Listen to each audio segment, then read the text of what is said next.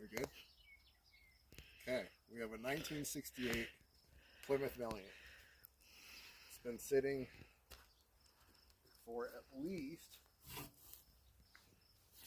24 years. That's the last time it was registered. So we're going to try and get it running today. So let's see what happens. It's actually in pretty decent shape. For a car that's been sitting forever. No giant rat nests or anything.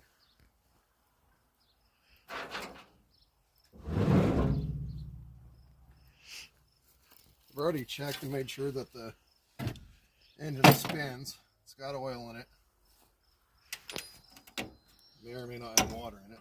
My guess is no. It's got water and antifreeze. Wind. So, I don't have keys. We're just going to jump start it and see what happens.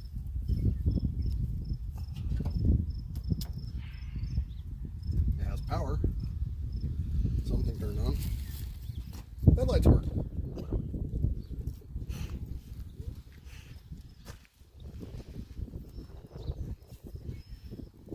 And tail lights.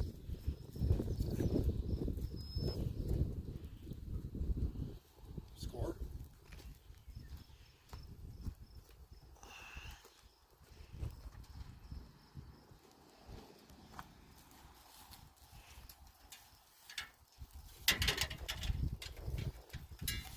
So on this, it's points. So basically all we have to do is put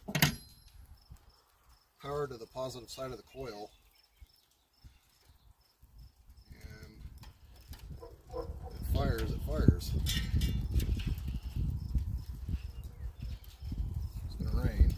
That's good. Oh.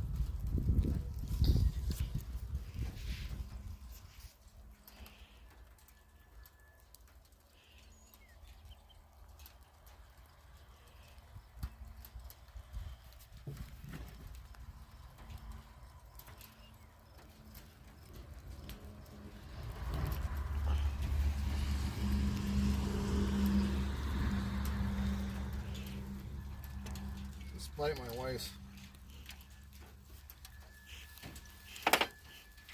obvious wishes, I've been doing this for a long time.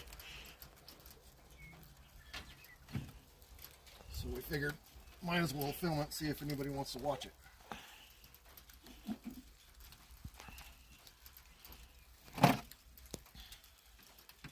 Here we go.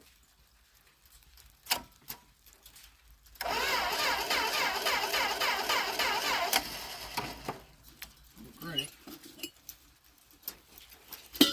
Put gas in it.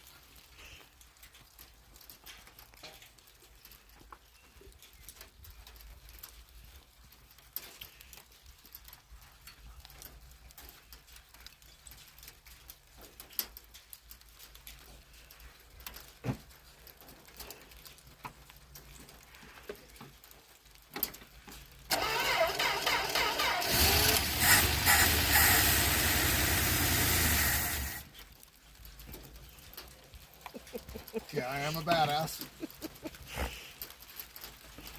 That was shockingly easy. Which is good, because I'm going to stop here and we'll have to get on it when it stops pouring rain on me. Let's put some fuel down the float.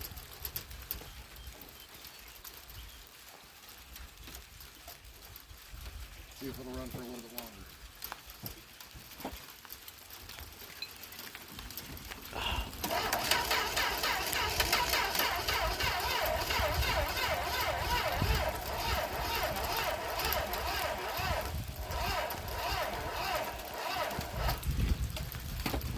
And with that, we'll come back with a better battery. Awesome. Well, so it's pouring rain outside right now, and I just thought I'd come in the garage and kind of show you what we've got going on in here. We do a lot of off-road builds. Tentatively, now we've got a couple car builds that we're going to do as well. I've got 268 Valiants. The first one you saw in the first part of that first video. And then I've got a two-door as well that's substantially more rough. But we're going to work on getting that maybe a little bit stronger. I got to do some floors, and then we're going to piss a bunch of people off and stick a healthy LS in it with a Turbo 400 and see if we make loud noises and tire marks. So right now, this is what we have here.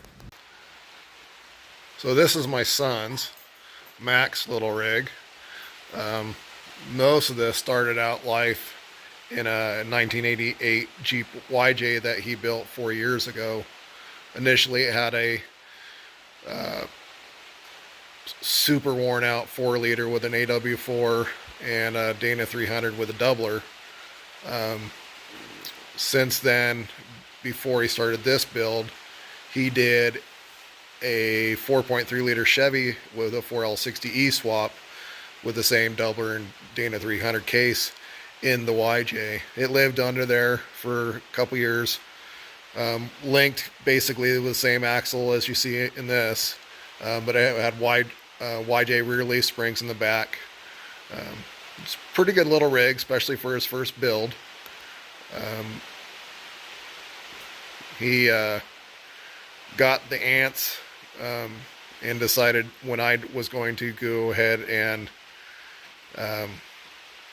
do another buggy that he wanted to do a buggy as well. And I had bought this from this chassis from a friend of ours in the Rogue Valley as a bare, well-worn chassis, and he decided to take all of his YJ stuff and stick it in there. So that's what it's got now. It's got a 2000 4.3-liter V6 with a 4L60E, a Northwest Fab crawl box with a Dana 300. It's got a Chevy Dana 60, 42-inch pit bulls. It's a rear 14 bolt, 538 gears, both ends, nothing extreme there. It's on Proflow, I think, coilover shocks all the way around. He's done all the work himself. I helped him with a couple little things, but him and his wife did everything. Custom little intake. Had to get it up high enough to where it clear and have good belly pan clearance and good drive shaft angles, but low enough that it would still fit the stock hood, and it didn't, so had to make some clearance holes. But it looks not too shabby, in my opinion. He's running some Corbeau seats. Pretty sparse, but basic and should work fairly well. He just finished it, hasn't really wheeled it yet. A little bit of a drive, but that's about it. I'm going to make fun of him a little bit. I won't point out the obvious issue, but I'm sure you guys will see it. On mine, I bought this chassis in November as a bare chassis from a guy in Veneta, Oregon. It's a Hendrix chassis.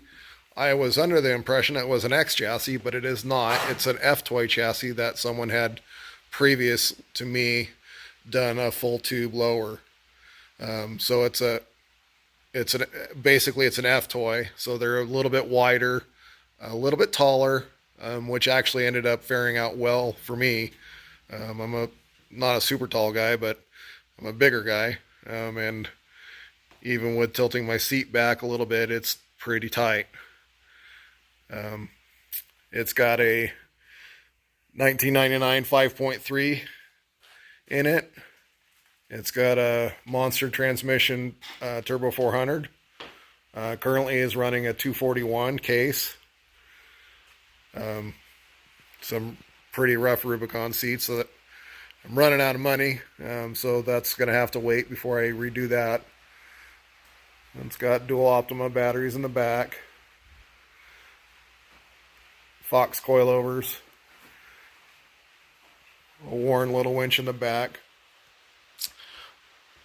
A gentleman in Eugene designed and made these axles. His name is Benjamin Flynn. I bought the blanks from him. In the rear, he had welded the outers, so it's got Ford 10.5-inch Sterling outers, and then we've added disc brakes to them.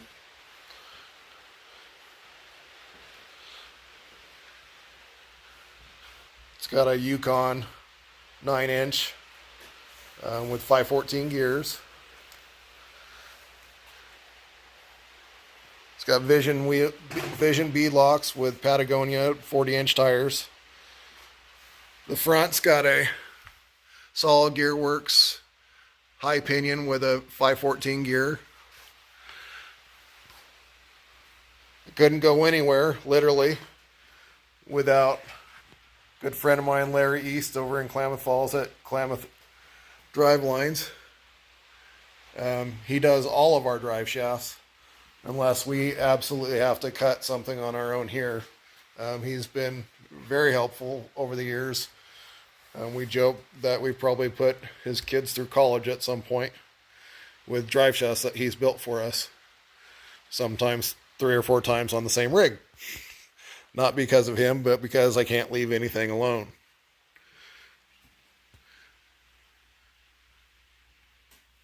But I've done everything on this from ground up. Haven't really got to drove it up the road yet. Unfortunately, I'm on call this weekend. This is Memorial Weekend. And I'm stuck here on call and can't go to the desert and play in the dunes with everybody else. So, I guess the one good thing is it's raining and I'm inside. So, but I would like to thank everybody. Benjamin Flynn. The axles are awesome. I can't wait to really abuse them. Dave Hammonds, he helped me go get the chassis. Like I said, Larry for the drive shafts. All these guys. AccuTune Off-Road, man, they're really super cool to work with for spring rates and stuff like that. Bought tons and tons of stuff from Barnes Off-Road over the years. Barnes 4-wheel drive, they make some really killer stuff. Quick Performance, I just started using them this year. And if you want a good deal, and I'm not sponsored by anyone, I just buy what I buy from who I buy it. If you want to sponsor me, that would be cool. I plan on doing some more stuff with this here in the next year and moving forward. But guys at Quick Performance, man, good deals, solid parts, quick shipping. I can't really complain about any of them. But yeah, this is where we're at, and this is what we've got going. We joke around. Both my boys, Mac and Zach. Zach's my oldest. Mackenzie is my youngest. That's Mac's rig. We have an off-road problem. We can't leave stuff alone. Ask the wives and the girlfriends. They all know it's, if we're not doing something, hunting or fishing or other things, we're playing with stuff in the garage. Keeps me from hitting the kids, and we have a good time doing it. We hunt and we fish, and we like to play off-road and build cool stuff. So, yeah. Hopefully this is my first real kind of YouTube video. Maybe if you guys like it, we'll do some more. we'll go take a walk outside and I'll show you some projects we've got going in the pipeline. As you can see, it's kind of crappy weather out today, but this is my 68 two-door. This is going to get an LS. It's rough. I got a good deal from a buddy of mine over in Klamath at Pelican Auto Wrecking, but those floors are gone. So we've got floors to do before we can do too much. We always have extra engines and axles and tires and Jeep frames. We have a small Jeep issue. We'll take a walk out here and we'll show you some of the stuff we have.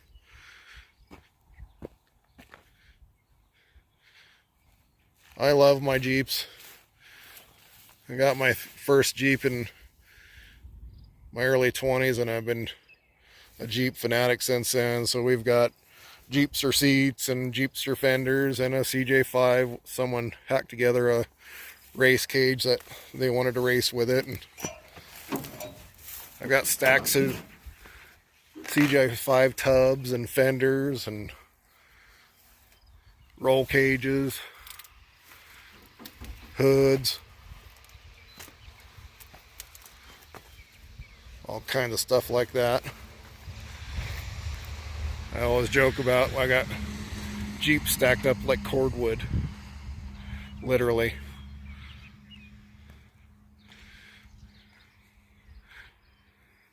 You saw that at the beginning of the video. This is my 68 four-door.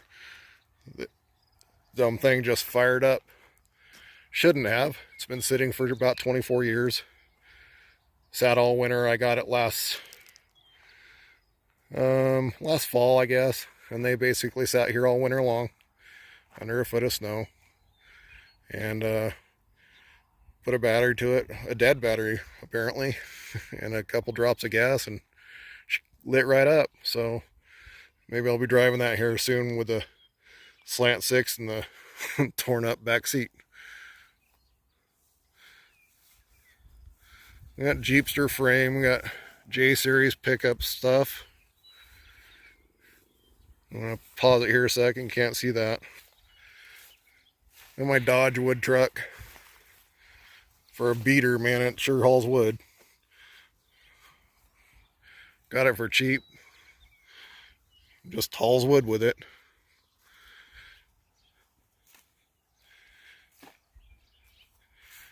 Got a bunch of crap too.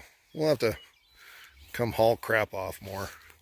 I got some Super Duty stuff if you want, anybody wants a door and a fender, or door and a hood, I mean. It's my stepdad's Willie's pickup. We'll do something with that someday. And then more YJ stuff. We have we're a Jeep family, and we do a lot of Jeep stuff. This may or may not annoy some people. It's a J4000 factory 5 lug Dana 60 quadra track Tui. Had the original Jeep V6 or 360 V8, but it's left the chat. I think we're going to small block swap this and take the rusted off bed off and put a utility box on it just for kind of a cool factor. I think it'd make someone a good little beater. So that's going to be sometime soon. I'll get Zach to pulling on some of this stuff and we can work on his Grand Cherokee. He's got a Grand Cherokee in 93 lifted on 33s. And this is wife's daily. Just your basic 2005 Jeep TJ. It's got 488 gears and 35s and a long arm kit. I'm not a big fan. She loves it, so that's what matters. It's a good little rig.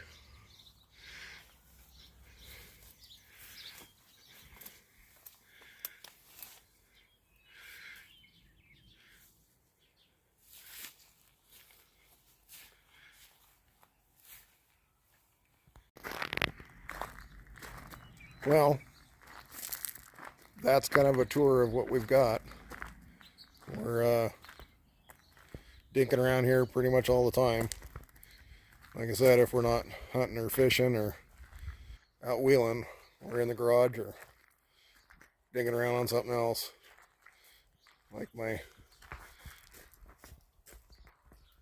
Super Duty, we did a 12-valve swap on.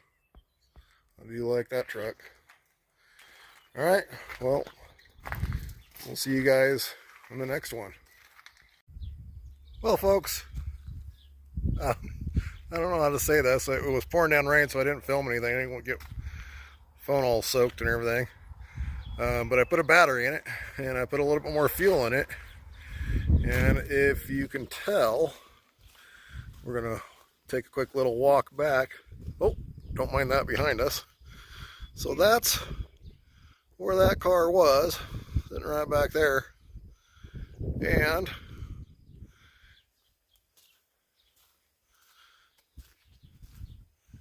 here's where it is now.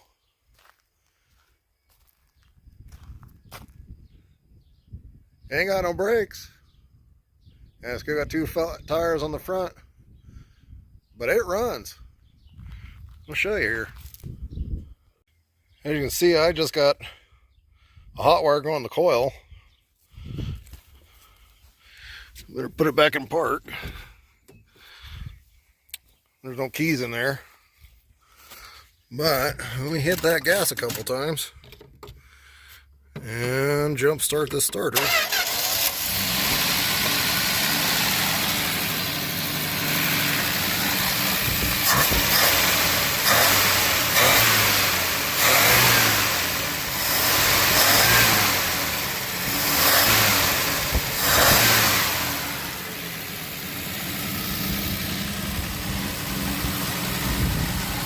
That, my friends, is a running-ish 68 Plymouth Valiant that has been sitting for a long dang time. And I drove it, albeit not calmly or politely because it is a little muddy back there, and I do have two seriously flat tires, but I drove it. So it goes forward and backwards and spins. Sounds like poop, but I think we are going to have to do brakes on this thing and get it running driving.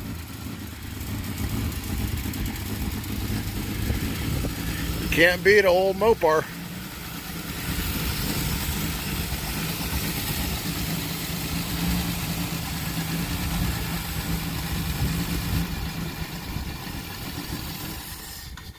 Yep. I think we run out of gas. Well, we'll try part 2 where we do brakes. Maybe we'll drive it. Thanks, and I guess like they say, like and subscribe, and we'll see what happens next. Thanks. See you next time.